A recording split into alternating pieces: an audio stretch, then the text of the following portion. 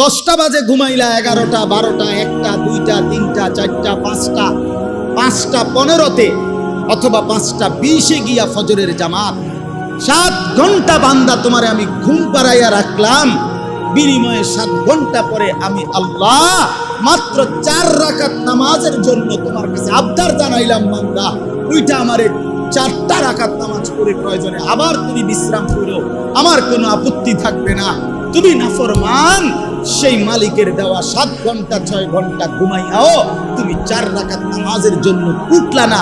এই যুবক, যারা ফজরের নামাজ পড়ো না, তোর চাইতে বড় গাদ্দার এই জমিন আর কেউ নাই। নাফরমান, তুই বড় গাদ্দার, তোর চাইতে বড় ঘাটতারা বেয়াদব এই জমিন আর কেউ নেই। মনে রাখিস বেটা, বেনামাজির মতো অসভ্য, বেনামাজির মতো বেয়াদব আল্লাহর জমিন আর কেউ না।